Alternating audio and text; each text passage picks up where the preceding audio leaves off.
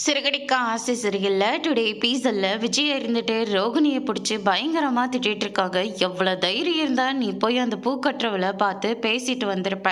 அதுவும் என்கிட்ட வந்து இவங்கள தான் பார்க்க போனேன்னு சொல்லி போய் சொல்லிட்டு இருக்கல்ல அப்படின்னு சொல்லிட்டு விஜயா இருந்துட்டு ரோகிணியை பிடிச்சி திட்டிட்டு இருக்காங்க.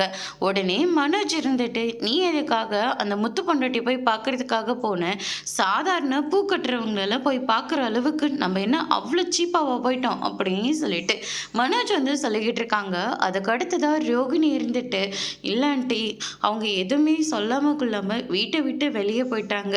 அதனால தான் திரும்ப வீட்டுக்கு வர சொல்லி அப்படின்ற மாதிரி சொல்லிக்கிட்டு இருக்காங்க.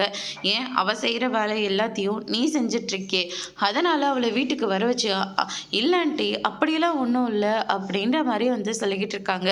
இங்கே பாரு, இன்னொரு தடவை பொய் சொல்ல ஆரம்பிச்சு கண்டிப்பாக நானே உன்னை கழுத்தை பிடிச்சி வெளியே தள்ளி விட்டுருவேன் அப்படின்னு சொல்லிட்டு விஜயா வந்து சொல்லிடுறாங்க. அதுக்கு அடுத்து தான் மனோஜா இருந்துட்டு ஏன் ரோகிணி இப்படியெல்லாம் பண்ணிகிட்ருக்க, அவங்கள போய் பார்க்குற அளவுக்கு உனக்கு என்ன பிரச்சனையாச்சு? உன்னால் எந்த வேலையும் செய்ய முடியலையா?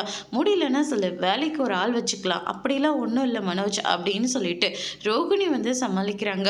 அதுக்கு அடுத்து தான் வந்து பார்த்திங்கன்னா ரோகிணி இருந்துட்டு அப்பாடா நான் கூட எங்கடா ஆன்ட்டிக்கு எல்லா உண்மையும் தெரிஞ்சிருச்சோன்னு ரொம்ப பயந்தே போயிட்டேன். மீனா கூட பேசினதை தான் பார்த்துருக்காங்க, என்ன பேசினாங்கன்றத அவங்க கவனிக்கல அப்படின்னு சொல்லிட்டு ரோகிணி வந்து கொஞ்சம் ரிலாக்ஸ் ஆகுறாங்க. அதோட இன்னைக்கான பிரமோ முடிச்சிருக்காங்க.